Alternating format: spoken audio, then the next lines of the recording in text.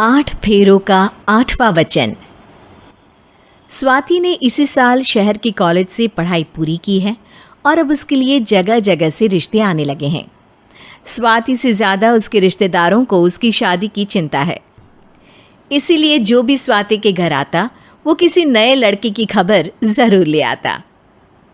अरे दीदी, ये फोटो देख के बताओ कैसा है। राहुल नाम है लड़के का, मेरी सहेली की बहन का बेटा है। अपनी स्वाति के साथ एकदम प्यारी जोड़ी लगेगी इसकी। ज़रा दिखाना, फोटो तो बढ़िया लग रहा है। कोई गलत आदत वादत तो नहीं है ना इसे? और कमाता कितना है? अरे कोई गलत आदत नहीं है दीदी, आप कहो तो एक मीटिंग करवा देती हूँ, फिर सब कुछ फाइनल कर लेना। हाँ, ये सही कह रही हो तुम। संडे को स्वाति के पापा भी घर पे ही रहेंगे। बुआ फिर वहाँ से चली जाती है और रात को स्वाति की माँ उससे कहती है, स्वाति बेटा, आज कमला बुआ ने एक लड़के की फ़ोटो दिखाई है। संडे को वो लोग मिलने आ रहे हैं, तैयार हो ना तुम बेटा? अरे मम्मी, आप कहाँ कमला बुआ के चक्कर में आ जाती हो? अभी इतनी जल्दी कोई शादी वादी नहीं करनी है मुझे। अरे बेटा, अच्छा लड़का है, बुआ जानती है उसे अच्छे से। हाँ स्वाति बेटा, एक बार मिल तो लो, बाद में देखेंगे आगे क्या करना है।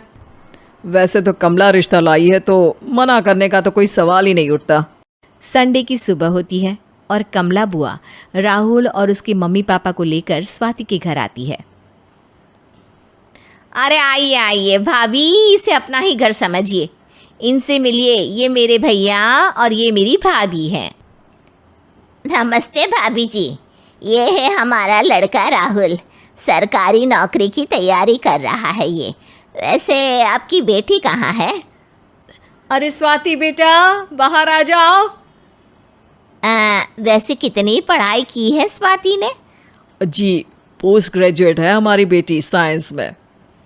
ये सब तो ठीक है, पर घर संभालना जानती है या नहीं? हमें कौन सी इससे नौकरी करवानी है, नौकरी तो मेरा बेटा करेगा ही। पर मैंने इतनी पढ़ाई की है और आप चाहती हैं कि मैं घर पर ही बैठी रहूं? अरे स्वाति बेटा, ये बड़ों की बात में तुम कहाँ बोल पड़ी? हम सब देख लेंगे क्या करना है क्या नहीं।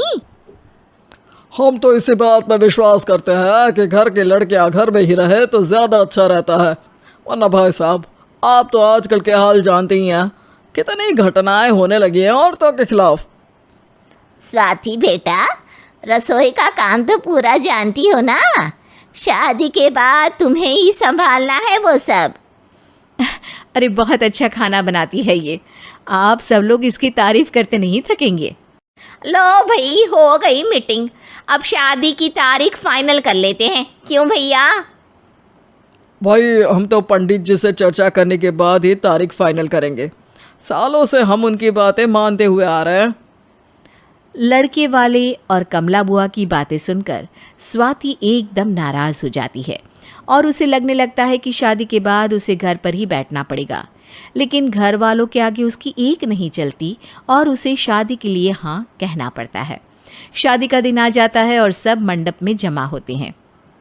अब फेरों का समय हो गया है, अब कन्या अपने वर से 7 वचन मांगेगी।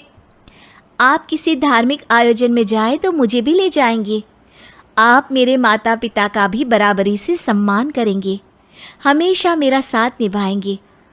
आपको दोनों परिवार की जिम्मेदारियां बखूबी निभानी होगी।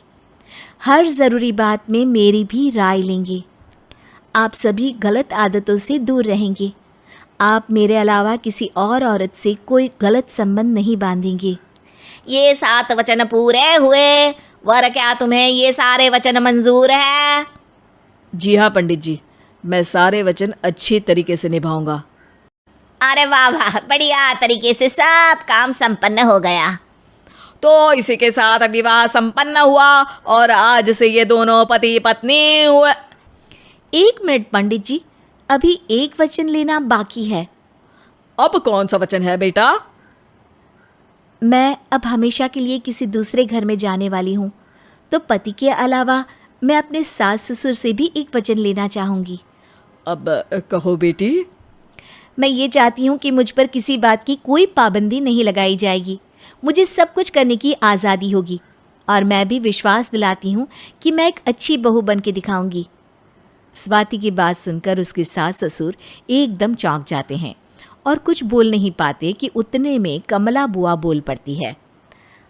अरे बेटा, ये भी कोई कहने की बात है? रानी बन के रहोगी तुम तो। वचन देने से पहले सोच लीजिए, क्योंकि शास्त्रों में वचन ना निभाने वालों के लिए नरक से भी बदतर सजा लिखी है।